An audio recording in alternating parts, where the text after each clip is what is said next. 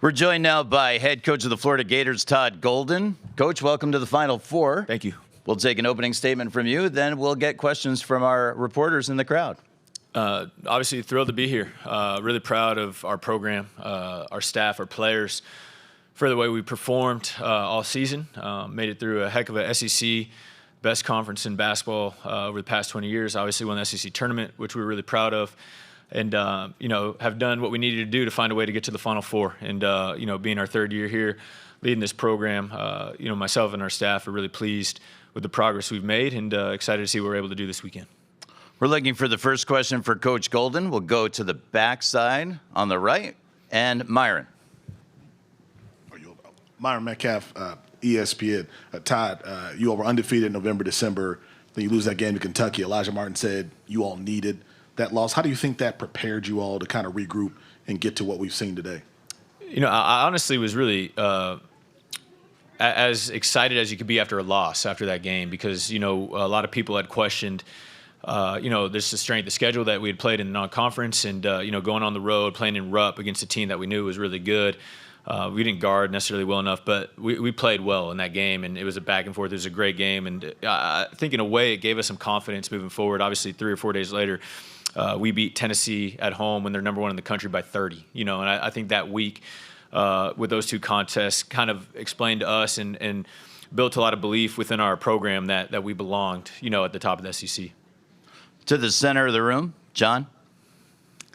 John Fanta, Fox Sports. Todd, we were talking in the locker room with a couple of your guys, and Micah said, I knew last summer that we had this type of group in terms of the close-knitness of this team. And he said it kind of says a lot about our staff because 80% of us are different transfers that have come into the program. So how do you navigate the climate to try to get the guys that you know are going to fit to the degree that this group has fit? And what can you say about the way this group's fit? Yeah, well, this team, the process of kind of building this roster out started 3 years ago, when we got down to Gainesville. And, I point to Will Richard as kind of being the starting point for us. He was the first young man that committed to our program when we got the job.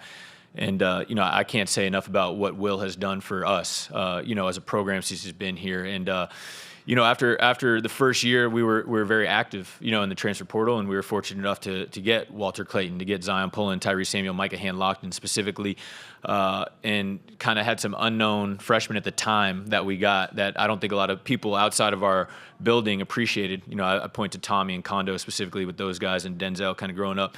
And then obviously last year we had a good year, make it to the SEC tournament championship game, but fall short in the NCAA tournament. And we felt like we needed a additional, layer of toughness, physicality, experience to kind of bridge that gap for this nucleus that we had returning. Did a great job keeping our nucleus, and then obviously just the addition of Elijah, Ruben and Sam, that group. You just really finish this team. And, we have great guys that are unselfish, that enjoy playing together. I think our staff's done a good job defining roles so everybody understands what their job is to help us win. But, it goes back to the players. They've been incredibly unselfish. They've allowed us to coach them. And they're very consistent. They compete every day. And, so it's been 3 years in the works, and I'm just really happy, with the success we've had. Coach, we'll go to the right side of the room, just to the left of the aisle. You can come up just a little bit. We need the microphone up in the second row. No, keep coming up. Right there, and then right behind. Next 2 questions. Front left, Mike. Yeah, Kevin Brockway, Gainesville Sun. Coach, how much is getting on the stage proof of concept for your analytics approach, and how have you balanced that maybe over the last 3 years with going with your gut at times? We're very analytical in everything we do. We talk about that a lot. Whether it's roster building, whether it's scheduling, whether it's deciding who we want to play, game scouting reports, et cetera. And it's more of than any one specific thing. The way I want to like to explain it is more of just a macro outlook on our decision making and how we build out. We would try to gather as much data as we possibly can. When it comes to any sort of decision, and then make what decision that data tells us to make, and then you got to live with the consequences, and it's not always going to work.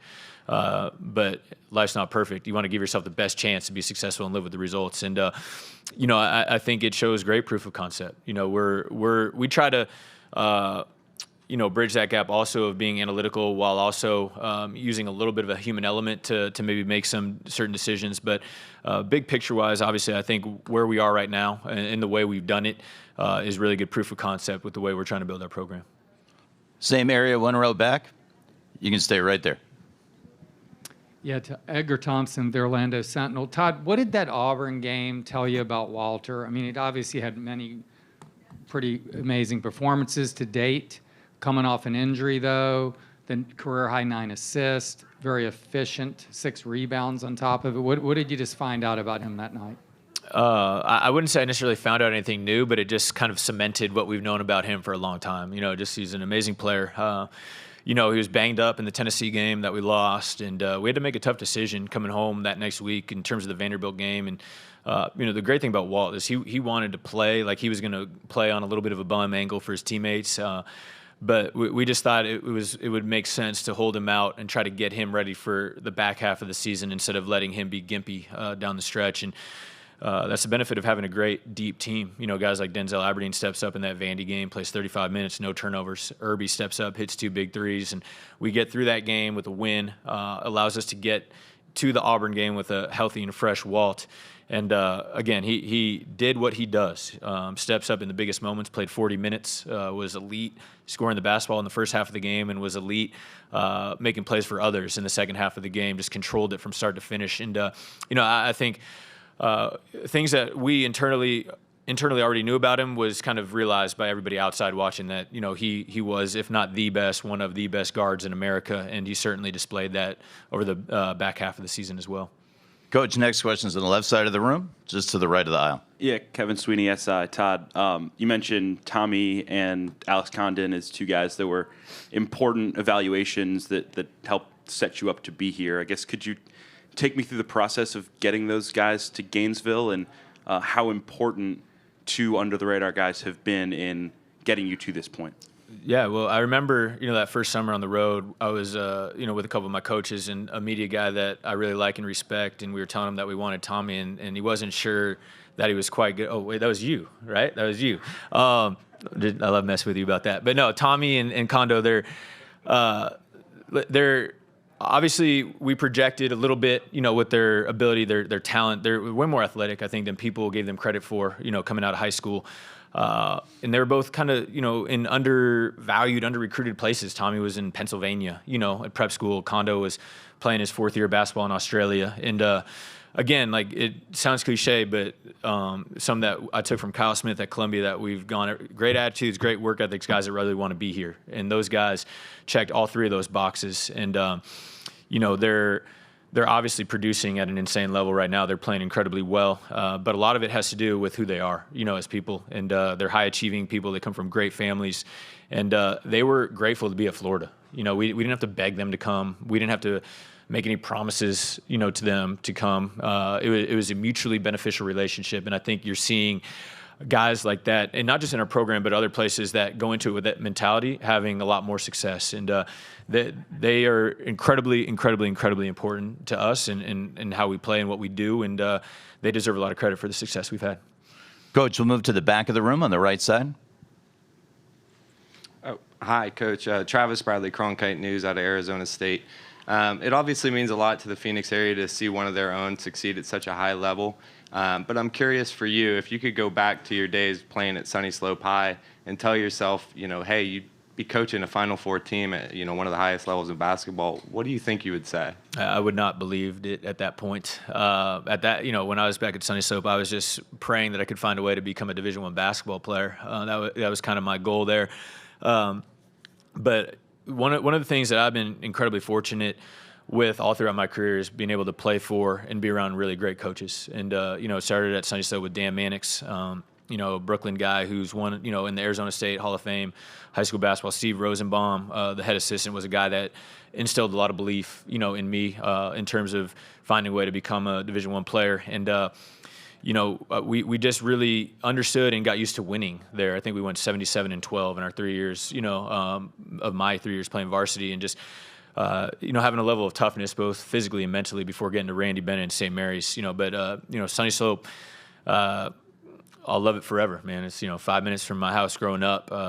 Just an incredible public school where I met so many different people from so many different walks of life. Have friends for life from there, and I'm incredibly proud that I could do it as a Viking. Being able to be at a place like this.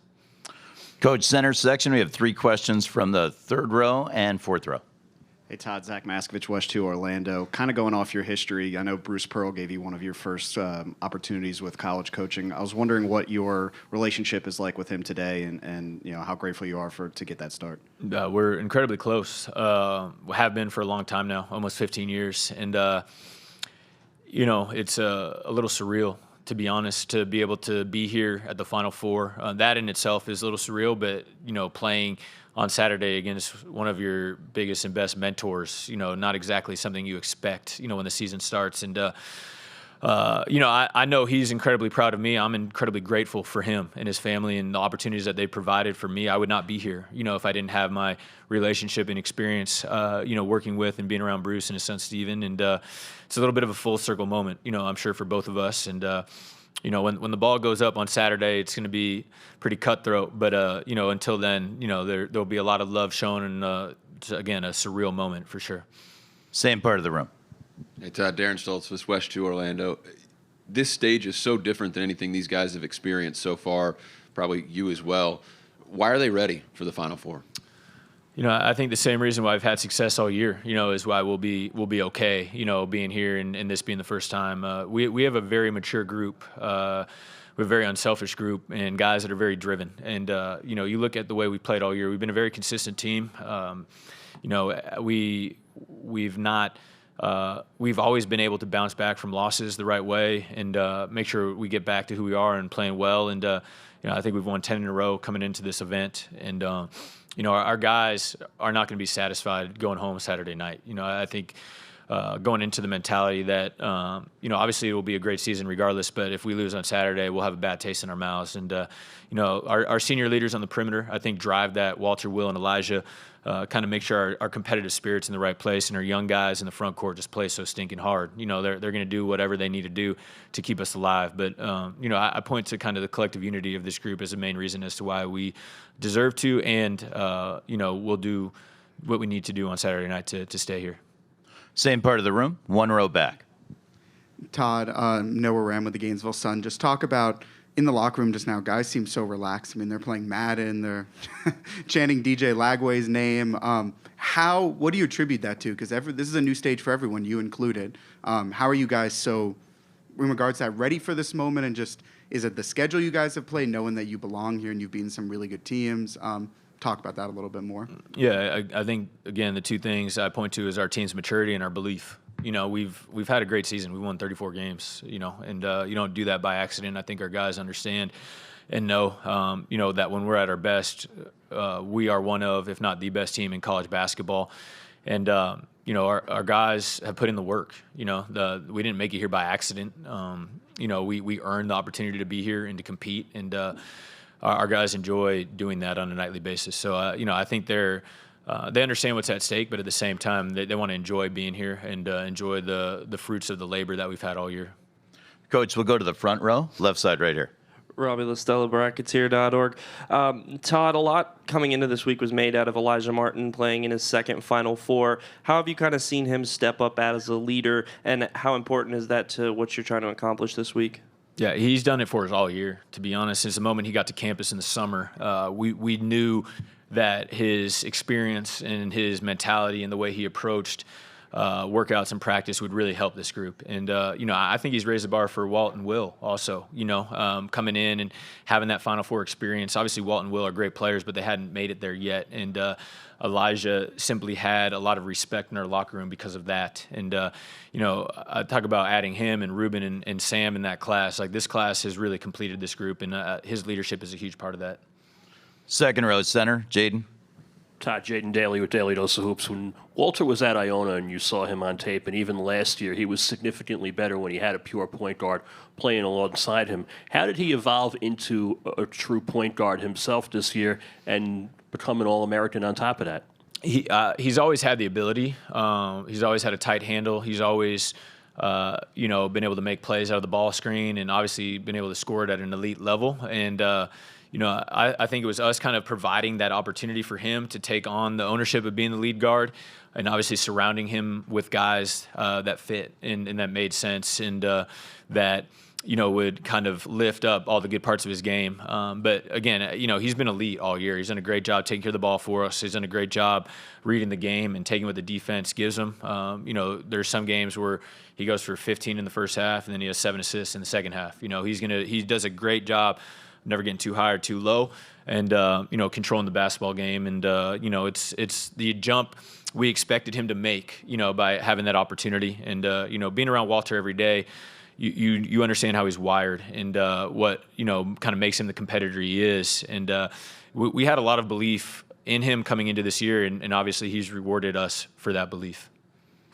Left side, just to the right of the aisle. Hi, Todd. Dennis Dodd, CBS Sports. How did you react when you heard the SEC called the best conference ever?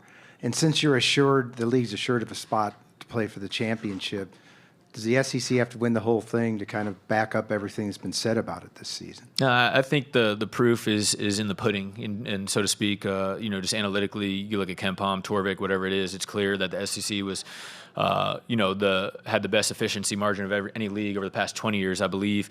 The success that the league's had in the tournament has been pretty amazing. And to your point, whether it's us or whether it's Auburn, one of us is going to be playing for national championship on Monday night. And, I think that speaks enough for itself. But the league, obviously a lot of respect and a lot of notoriety after the non-conference. And, once you get in league play, people wonder how real it is. And I believe the results that we've had so far in the NCAA tournament speak to that. Toward the back on the left, Zach. Zach Braziller, New York Post. Todd, could you take us back to Walter's recruitment? You're obviously going up against a pretty well-named coach there in Rick Pitino and his former school. He said it was very close. What do you remember about the recruitment, and what do you think put you guys over the top? Yeah, it was incredible to think about. We brought him down for a visit, and obviously, he grew up about an hour and a half, 2 hours south of our campus, so a lot of his family was able to come up for the visit. I thought we had a great visit. I thought it went really, really well. I thought we were in good shape. But it's really hard to beat Rick Pitino, man. And he went back up to New York and did a visit right after Coach Pitino got the St. John's job with one of his great friends, Denise Jenkins, who was a backcourt teammate of his at Iona. And, I remember Easter Sunday, he was finishing up his visit, getting a call from his mom, and she was a little concerned that it maybe had started swinging the other direction for him following Pitino. And, I guess one of the benefits of being Jewish is that I don't celebrate Easter. So we got on a plane that afternoon, flew up, and met with Walt on Easter Sunday evening, me and Coach Corey McRae, and had a great meal. Just kind of talking through everything with him. And before we left that night, he let us know that he was going to come home. And I think just that extra effort going up there and sitting with him and just kind of reconfirming our vision for him and what our program would be like was really important. Obviously, I'm really glad we got on that plane. It was well worth it. Backside on the left. You can give him the microphone right there. Come up. There we go. Trevor Denton, Way 31. You've said that Stephen Pearl is one of your closest friends, someone you talk to throughout the season. So how are you feeling right now about coaching up against him on the biggest stage in the Final Four? It's incredible, man. It's life's all about. We were laughing. We FaceTimed on Sunday after they beat Michigan State, and we were just kind of shaking our heads, like, man, we're legitimately going to the Final Four, competing against each other. A long ways from when we first got down to Auburn. I was the director of basketball operations. In his first year, he was the assistant strength coach, and you can remind him of that when you see him.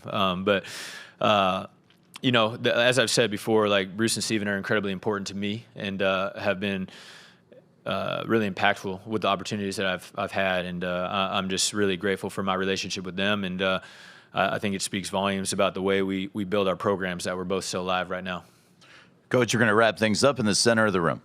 I'm going to use the back right microphone.